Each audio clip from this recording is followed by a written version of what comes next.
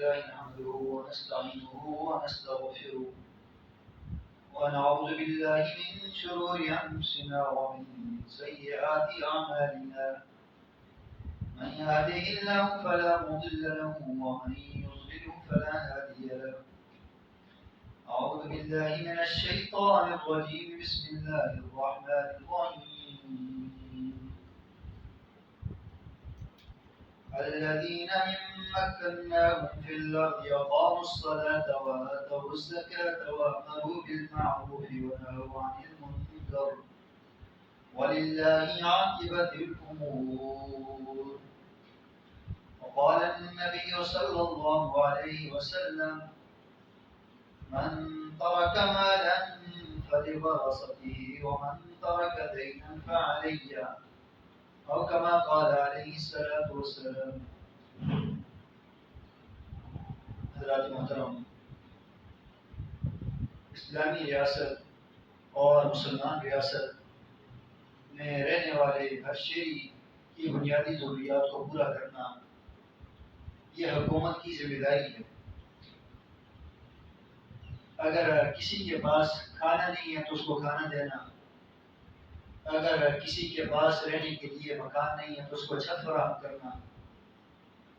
اگر کسی کے پاس تعلیم حاصل کرنے کے لیے وسائل موجود نہیں ہیں تو اس کو تعلیم دلوانا، علاج معالجے کے لیے اگر اس کے پاس رقم نہیں ہے تو علاج معالجہ کرانا،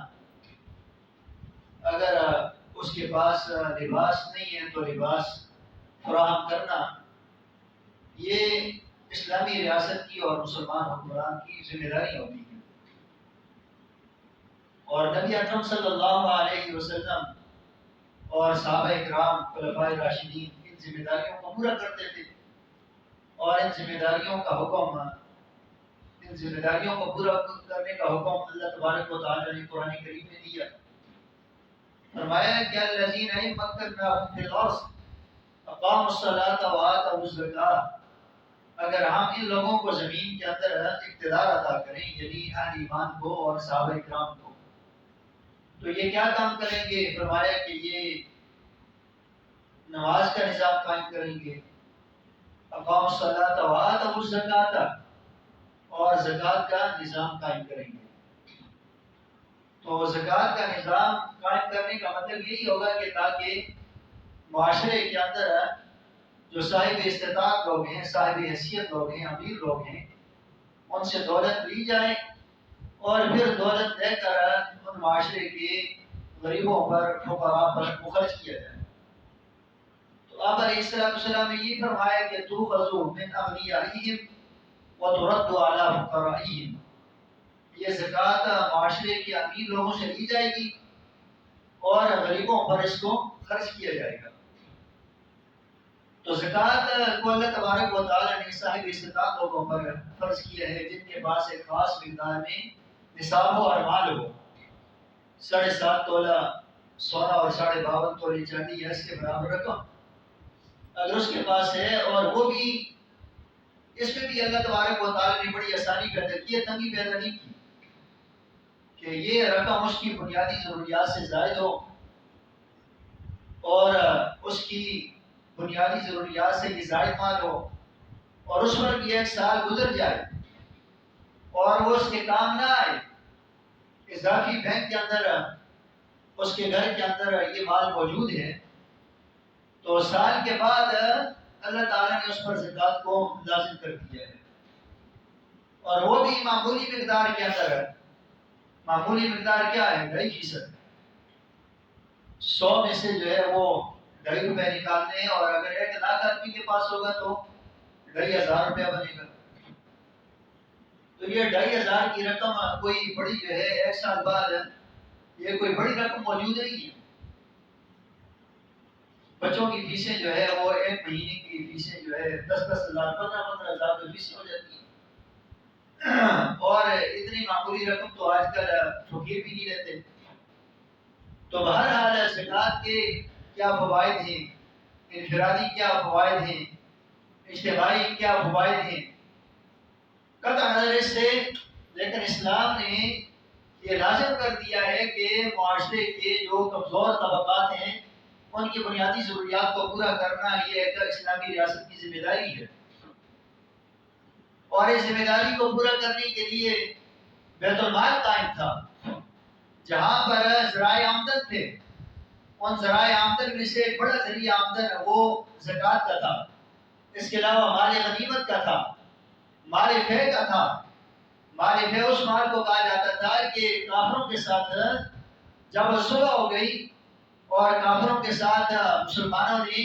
لڑے بغیر ان سے جو مال حاصل ہو گیا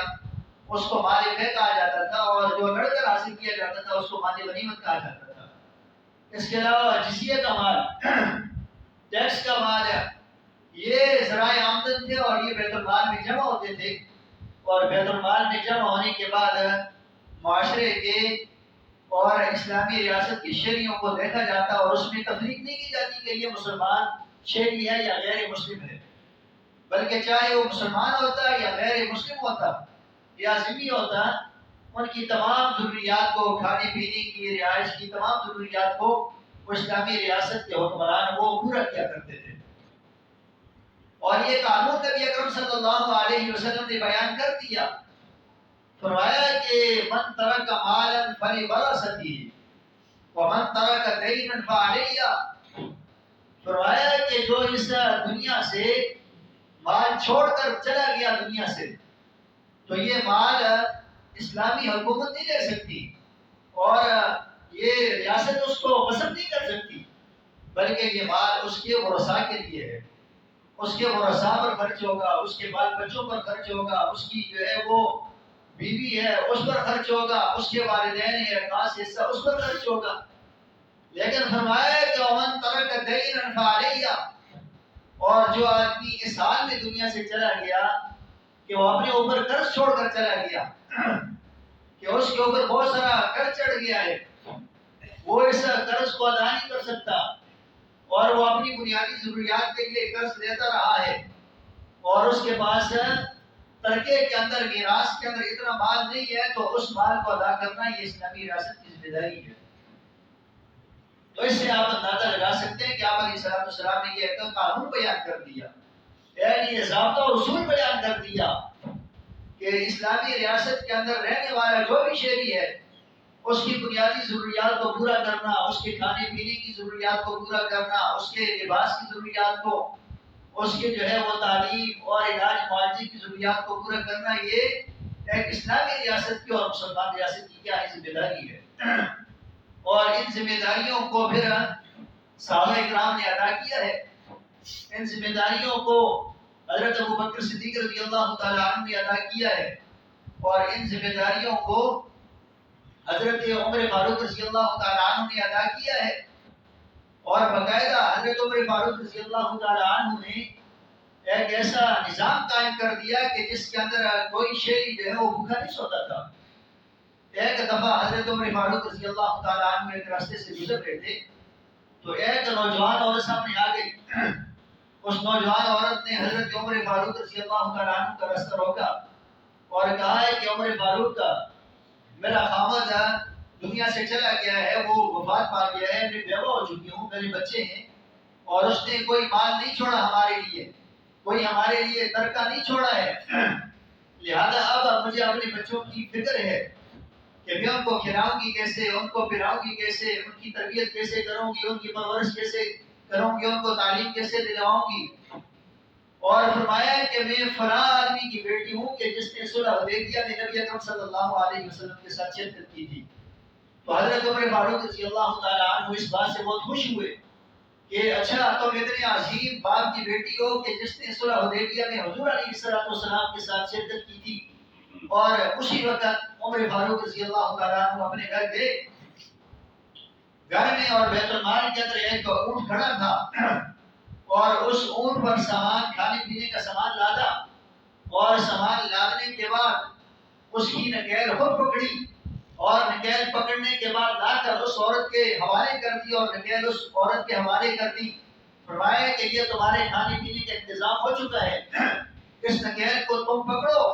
اور اس کے بعد انشاءاللہ کبھی تمہاری فریاد مجھ تک نہیں پہنچے گی، تمہاری فریاد پہنچنے سے پہلے تمہارا راشن تمہارے گھر کے اندر پہنچ جائے گا۔ تو یہ ایک احساس ذمہ داری تھی، یہ خوف خدا تھا کہ اگر عمر ان لوگوں کی ضروریات کو پورا نہیں کرے گا، آج اگر ان میں سے کوئی مصیبت میں مبتلا ہوگا، کوئی کسی مشکل کے اندر گرفتار ہوگا، تو کل قیامت کے دن عمر فاروق رضی اللہ تعالیٰ عنہ سے اس کے بارے میں سوال ہوگا، اس کے بارے میں عمر فاروق سے احتساب ہوگا، اور میں اللہ تبارک و تعالیٰ کو وہاں پر اپنی رعایا کے بارے میں، اپنی عوام کے بارے میں کیا جواب دوں گا؟ اسی لیے تو ان کا مشہور قول ہے، فرمایا کہ اگر دریائے فرات کے کنارے پر کتے کا بچہ یا جو ہے کہ بکری کا بچہ، انسان نہیں، اور کتا جس کو نجس العین سمجھا جاتا ہے اور جس کو رکھنے کی ممانعت ہے اور جس کو شوقیہ پالنے کی حرمت ہے، فرمایا کہ معاشرے کے اندر لوگ جس سے نفرت کرتے ہیں، لیکن ہے تو اللہ تبارک و تعالیٰ کی مخلوق ہے، اور ایک زندگی رکھتی ہے، ایک اپنے سینے کے اندر ایک دل رکھنے والی وہ چیز ہے، اور بھوک کا احساس اس کو بھی ہوتا ہے، پیاس کا احساس اس کو بھی ہوتا ہے۔ فرمایا کہ اگر یہ کتے کا بچہ بھی دریائے فرات کے کنارے یہاں سے ہزاروں میل دور، مدینہ منورہ سے ہزاروں میل دور دریائے فرات کے کنارے پر وہ بھوک سے مر گیا، تو اے عمر کل قیامت کے دن تم سے اس کے بارے میں بھی سوال ہوگا، اور تم وہاں پر کیسے سرخرو ہو سکتے ہو، کیسے کامیاب ہو سکتے ہو؟ تو یہ ان لوگوں کا کیا تھا؟ احساس ذمہ داری تھا، یہ فکر آخرت تھی، یہ خشیت الہی تھی، اور یہ ان کا خوف قیامت تھا، اور یہ خوف احتساب تھا کہ ہم اس چیز کو وہاں پر اللہ تبارک و تعالیٰ کے دربار میں کیسے ادا کر سکتے ہیں۔ تو یہ تو اسلامی ریاست کی ذمہ داریاں ہیں، لیکن بدقسمتی سے آج اور دنیا کے اندر بہت ساری ریاستیں ہیں، لیکن خود ہماری ریاست بجائے اس کے کہ لوگوں کی بنیادی ضروریات کو پورا کرے، ان کو جو ہے رہنے کے لیے چھت فراہم کرے، کھانے کے لیے ان کو جو ہے وہ کھانا فراہم کرے، لباس فراہم کرے، اور ان کو جو ہے ان کی باقی ضروریات زندگی کو پورا کرے، لیکن ہماری حکومت تو ہمارے لوگوں سے اور عوام سے ان کے منہ سے وہ لوگ تک چھین رہے ہیں، ان کا خون نچوڑ رہے ہیں، اور ان کی چھت جو ہے ان سے سلب کر رہے ہیں، اور جو ان کے مکانات ہیں لوگ اپنے مکانوں کے بیچنے پر مجبور ہو گئے ہیں، اور اسی طرح ان کے بدن سے اور ان کے تن سے لباس اتارا جا رہا ہے، ان کے حلق سے نوالے چھینے جا رہے ہیں، اور ان سے زندگی کا حق چھینا جا رہا ہے،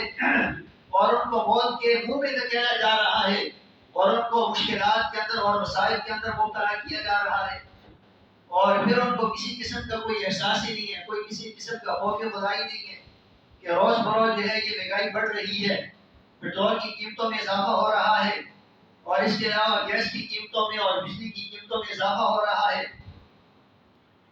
بجلی کی قیمتیں تو پہلے بہت زیادہ ہیں، لیکن رہی سری کسر جو ہے وہ بجلی کے بلوں پر آنے والے ٹیکسوں نے نکال دی ہے، اور لوگوں کا کنزیومر نکال دیا ہے، جس کی وجہ سے 13-14 قسم کے اس پر ٹیکس ہیں، اس کے اندر جو ہے انکم ٹیکس بھی ہے، جو ہے وہ سیلز ٹیکس بھی ہے، نہ جانے کون سے ٹیکس ہیں، ہمیں تو اس کے نام بھی نہیں آتے،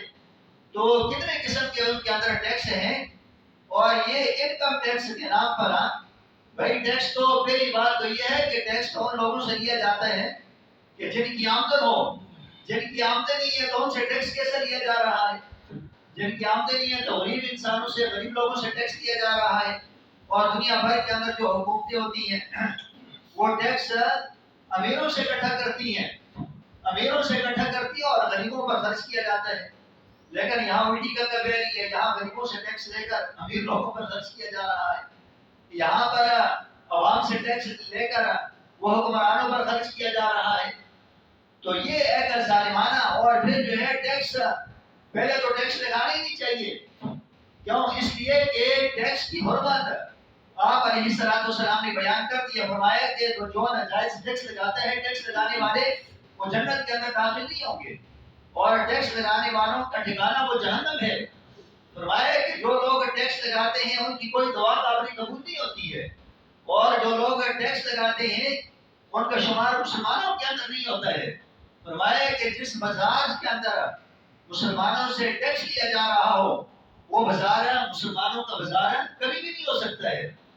اور اس ٹیکس کو نبی اکرم صلی اللہ علیہ وسلم نے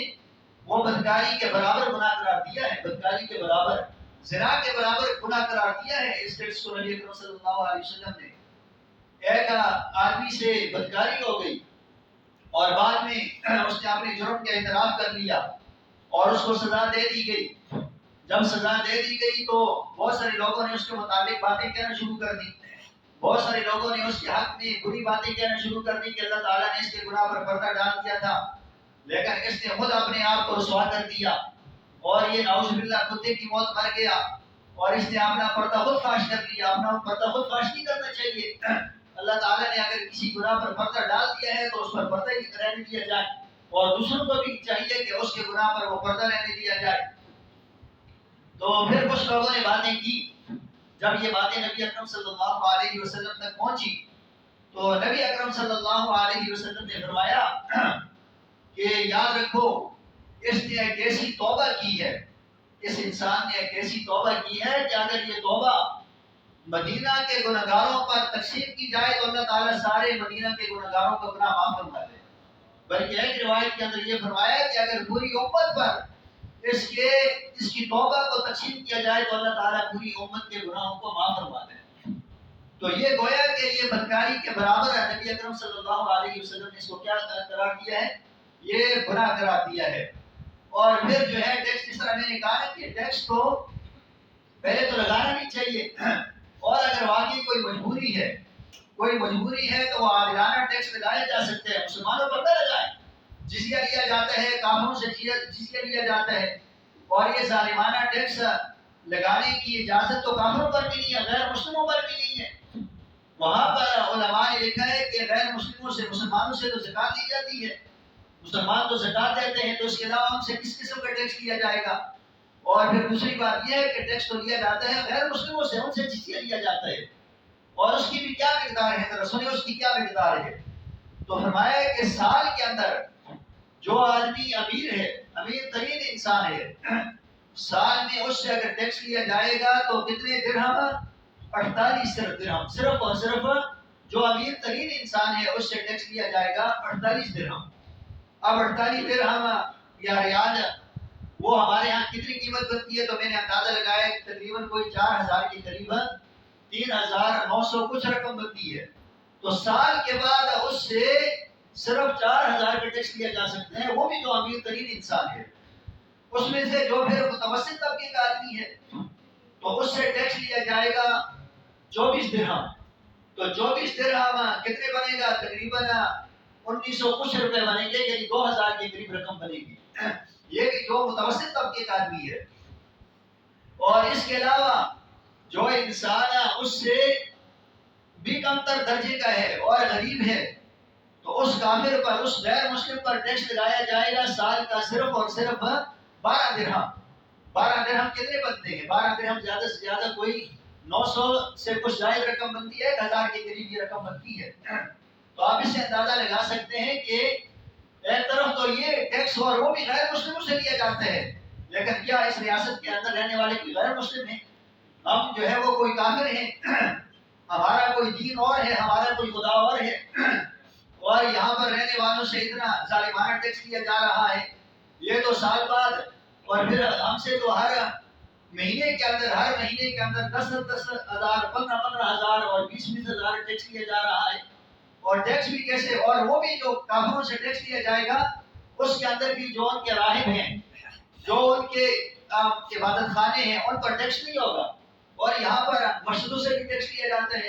اور مسجدوں کے بل جو ہے اس کے اندر ٹی وی اس کے اندر جو ہے وہ ٹی وی کی فیس بھی شامل ہے. ٹی وی، یہاں پر لوگ ٹی وی دیکھنے کے لیے آتے ہیں، یہاں پر جو ہے ایمان کی باتیں سننے کے لیے آتے ہیں. یہاں پر کون سا ٹی وی لگا ہوا ہے یا کس مسجد کے اندر سی ٹی لگا ہوا ہے اور وہاں پر ٹی وی لگا ہوا ہے کہ لوگ آئیں اور وہ میچ دیکھیں انڈیا اور پاکستان کا؟ تو یہ ہے ظالمانہ ٹیکس. اور پھر اس کے علاوہ جس طرح میں نے کہا کہ اس کے اندر بھی ٹیکس ہے، ٹی وی ٹیکس، اور اس کے اندر جو بچے ہیں بچوں سے بھی ٹیکس نہیں لیا جاتا. اسی طرح جو خواتین ہیں، خواتین سے بھی ٹیکس نہیں لیا جائے گا. جو راہب ہیں ان سے بھی ٹیکس نہیں لیا جائے گا، اور جو معذور ہیں ان سے بھی ٹیکس نہیں لیا جائے گا، جو اپاہج ہیں ان سے بھی ٹیکس نہیں لیا جائے گا. لیکن ہمارے ہاں یہ جو ظالمانہ نظام ہے اس کے اندر تو بچوں پر بھی ٹیکس ہے، اس میں تو مسجدوں پر بھی ٹیکس ہے، اس میں تو مدارس پر بھی ٹیکس ہے، اس میں تو خواتین پر بھی ٹیکس ہے. اس میں تو جو ہے وہ راہبوں پر بھی ٹیکس ہے، اور اس کے اندر اگر ٹیکس ہے تو اس کے علاوہ وہ معذور لوگوں پر بھی ہے، ایسے لوگ جو دیوانے ہیں، جن کا ذہن کام بھی نہیں کر رہا ہے، جنہوں نے کبھی زندگی کے اندر 1 روپے بھی نہیں کمایا ہے، یہ تو یہاں پر ان پر بھی ٹیکس لگایا جا رہا ہے۔ اور ایسے لوگ جو کہ ہاتھوں سے معذور ہیں، جو سن نہیں سکتے، جو بول نہیں سکتے، جن کا دماغ کام نہیں کرتا ہے، جن کے ہاتھ کام نہیں کرتے ہیں، جن کے پاؤں کام نہیں کرتے ہیں، یہاں پر بھی تو ان سے بھی ٹیکس لگایا جا رہا ہے۔ کیا یہ ظلم ہے یا نہیں ہے؟ بولیں، یہ تو سراسر ظلم ہے۔ تو یہ تو سراسر کیا ہے؟ ظلم ہے۔ ایسی خواتین کو بھی ہم نے دیکھا ہے، اور اس کی جو ہے ویڈیو آ رہی ہے کہ جن کے پاؤں کے اندر جو ہے وہ جوتے بھی نہیں ہیں، جن کے سر کے اوپر دوپٹہ بھی نہیں ہے، جو 12 گھنٹے اور 16 گھنٹے کام کرتی ہیں، اور 10 ہزار جن کی آمدن ہے، 8 ہزار جس کی آمدن ہے، ان کے بھی بل جو ہے وہ 40,000 اور 50 ہزار تک آ رہے ہیں۔ یہ کیا ظلم ہے؟ اور پھر یہ جو کے الیکٹرک ہے، ہم یہ پوچھتے ہیں کہ کیا یہ ٹیکس اکٹھا کرنے والا ادارہ ہے، یا یہ لوگوں کو برقیات اور روشنی فراہم کرنے والا ادارہ ہے؟ بھائی اس کے لیے تو ایف بی آئی کا ادارہ ہے نا، NPR کا ادارہ ہے، ٹیکس اکٹھا کرنے کے لیے تو وہ ہے۔ وہاں پر یہ جو لاکھوں ملازمین رکھے ہیں، یہ کس بات کی تنخواہ لے رہے ہیں، اور یہ کس بات کی جو ہے وہ زندگی کو انجوائے کر رہے ہیں، اور یہ کس بات کا پیٹرول مفت کے اندر لے رہے ہیں؟ دوسری بات یہ ہے کہ یہ جو ٹیکس میں نے کہا نا کہ دنیا کے اندر ٹیکس امیروں سے اکٹھا کر کے غرباء پر خرچ کیا جاتا ہے، لیکن ہمارا وطن ایک ایسا وطن ہے کہ یہاں پر غریب لوگوں سے ٹیکس لے کر امیر لوگوں پر خرچ کیا جاتا ہے۔ اور اگر یہ حکومتیں کہتی ہیں کہ یہ تو سابقہ حکومتوں نے امریکہ کے ساتھ معاہدہ کیا ہے، ہم تو بے قصور ہیں، بھائی اگر تم بے قصور ہو تو تمہیں تو یہ اختیار ہی نہیں ہے۔ اگر تم قیمتیں کم نہیں کر سکتے ہو تو یہاں پر تمہیں قیمتیں زیادہ کرنے کا بھی تو اختیار نہیں ہے، تمہارے اختیار کے اندر تو یہ بات بھی شامل نہیں ہے۔ تو لہذا ہمارا یہ مطالبہ ہے، اب یہاں پر جب یہ ٹیکس آ رہے ہیں اور مزید ٹیکس لگائے جانے کے خطرات ہیں، اور ایک یونٹ جو ہے وہ 90 روپے کا ہونے والا ہے اور 100 روپے کا ہونے والا ہے، حالانکہ دنیا بھر کے اندر کسی بھی جگہ اتنی مہنگی بجلی موجود نہیں ہے۔ آپ نے سنا ہے انڈیا کے اندر سنا ہے، بنگلہ دیش کے اندر سنا ہے 2.5 سے 3 روپے یا 6 روپے یا جو ہے 11 روپے۔ افغانستان جو مسلسل جنگوں کے اندر جنگ زدہ ہے اور آفت زدہ ہے، یہاں پر تو آفت زدہ جو علاقے تھے جہاں پر سیلاب آیا، جن لوگوں کی فصلیں تباہ ہو گئی، جن لوگوں کے مال مویشی تباہ ہو گئے، جن کے گھر بار تباہ ہو گئے، اور وہاں پر ان پر بھی ٹیکس لگائے جا رہے ہیں اور ان سے بھی بجلی کے بل دیے جا رہے ہیں۔ اور ایسے لوگ جو کہ 17 ارب کے مفت بجلی بھی انجوائے کر رہے ہیں، پیٹرول بھی انجوائے کر رہے ہیں، اور ان کی فیسیں بھی معاف ہیں، ان کے بڑے بڑے 100 کنال کے گھر ہیں۔ تو یہ ایک سرمایہ دارانہ نظام ہے۔ تو اس نظام اور اس ٹیکس کے خلاف اور اس ظلم کے خلاف اب ہمیں کیا کرنا چاہیے؟ اس ظلم کے خلاف ہمیں کرنا چاہیے، پہلا کام تو ہم یہ کریں کہ اس کے خلاف ہم صدائے احتجاج بلند کریں۔ اس کے خلاف ہم کیا کریں؟ ہم یہ پہلا تو یہ مطالبہ کرتے ہیں حکومتوں سے کہ اس ظالمانہ ٹیکس کو واپس لیا جائے، یہ لوگوں کی استطاعت سے باہر ہے۔ اس ظالمانہ ٹیکس کو واپس لیا جائے اور بجلی کی قیمتیں کم کی جائیں۔ کیا یہ مطالبہ آپ کو منظور ہے؟ اگر یہ مطالبہ آپ کو منظور ہے تو پہلا تو ہم حکومتوں سے یہ مطالبہ کرتے ہیں۔ اور دوسرا اس کا حل یہ ہے کہ جو حکومتیں اور جو اشرافیہ لوگ مفت کے اندر اس ملک کے وسائل پر قبضہ کر رہے ہیں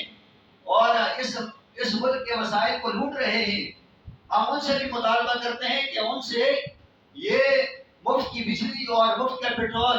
ان چیزوں کا خاتمہ کیا جائے۔ کیا آپ کو یہ مطالبہ منظور ہے؟ اور تیسرا کام یہ ہے کہ ظاہر بات ہے کہ مطالبات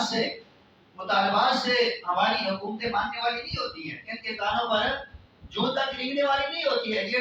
یہ ڈیٹھ لوگ ہوتے ہیں، یہ ٹس سے بس نہیں ہوتے۔ اس کے لیے ہمیں اپنے حق کے لیے ہمیں احتجاج کرنا پڑے گا اور اپنی آواز اٹھانی پڑے گی۔ جب تک ہم اپنے حق کے لیے لڑیں گے نہیں اور ہم اپنے حق کے لیے میدان عمل کے اندر نہیں نکلیں گے، اور جب تک ہم اپنے حق کے لیے احتجاج نہیں کریں گے، یہ حکومتوں پر کوئی اثر ہونے والا نہیں، ان کے کانوں پر جوں تک ریگنے ہونے والی نہیں ہے۔ ان کے سامنے احتجاج کرنا اسی طرح ہے کہ جس طرح کہ بھینس کے سامنے بین بجانا ہے۔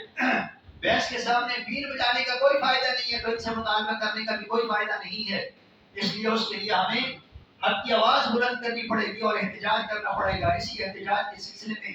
جماعت اسلامی نے بھی 2 ستمبر کو ہڑتال کی کال دی ہے۔ اس کے اندر ہم سب شریک ہوں گے نا انشاءاللہ۔ اس کے اندر یہ ہم نہ دیکھیں، ظاہر بات ہے کہ کچھ ایسے لوگ بھی ہوتے ہیں کہ جو اپنی بجلی کا بل بھی دے سکتے ہیں اور جو زندگی کی تمام مسائل سے فائدہ اٹھا سکتے ہیں، لیکن ان سے گزارش ہے کہ وہ اپنے مسلمان بھائیوں کی خاطر اور غرباء کی خاطر مسلمانوں کا احساس کرتے ہوئے، دوسروں کا احساس کرتے ہوئے اس قسم کے احتجاج کے اندر وہ شریک ہوں۔ یہ مطالبہ آپ کو منظور ہے؟ یہ بھی کریں ہم صرف اپنا نہیں سوچیں، یہی تو ہماری مصیبت ہے، یہی تو ہماری خرابی ہے کہ ہم صرف اپنے مفادات کے اندر پڑے ہوئے ہیں۔ پیٹرول مہنگا ہو گیا تو جو لوگ پیٹرول ڈلوا سکتے ہیں وہ کہتے ہیں کہ ہمیں تو اس سے کوئی سروکار نہیں ہے، وہ اپنی گاڑیاں بھی چلا رہے ہیں اور سارے کام کر رہے ہیں۔ حالانکہ یہ جو بجلی ہے، جس طرح میں نے شروع میں کہا کہ اس پر ہمارے کارخانے چلتے ہیں، اس پر ہماری صنعت چلتی ہے، لوگوں کا روزگار ہے اس کے ساتھ، تو اس لیے یہ ہمیں دین اس بات کا حق دیتا ہے کہ جب ہم پر ظلم ہو، جب مسلمان پر ظلم ہو اور اگر کافر ہے تو اس کے خلاف تو تلوار اٹھانی ہے، لیکن اگر مسلمان حکومتیں وہ ظلم کر رہی ہو تو تلوار کو ہم نے نہیں اٹھانی ہے، ہم نے پرامن مظاہرہ کرنا ہے، ہم نے تشدد نہیں کرنا، ہم نے توڑ پھوڑ نہیں کرنی ہے، ہم نے اپنے اداروں کو نقصان نہیں پہنچانا ہے۔ لیکن اگر یہ حکومتیں نہ سمجھی تو ظاہر بات ہے کہ ایک دن ایسا آئے گا کہ لوگوں کے ہاتھ ان کے گربانوں تک پہنچیں گے۔ یہ خود ہی لوگوں کو مجبور کر رہے ہیں، لیکن ہم آپ کو پرامن رہنے کا درس دیتے ہیں کہ پرامن رہ کر اور اپنے دائرے کار کے اندر رہ کر ہم احتجاج کریں، اور یاد رکھیں کہ افضل الجہاد کلمۃ حق عند سلطان جائر، اور ظالم اور جابر بادشاہ کے سامنے کلمہ حق کہنا یہ سب سے بڑا جہاد ہے۔ اس جہاد کے لیے ہمیں تیار ہونا چاہیے۔ اور من رأى منکم منکرا فلیغیرہ بیدہ، کہ فرمایا ہے کہ جو تم میں سے برائی کو دیکھے اس کو چاہیے کہ اس برائی کو اپنے ہاتھ سے روکے۔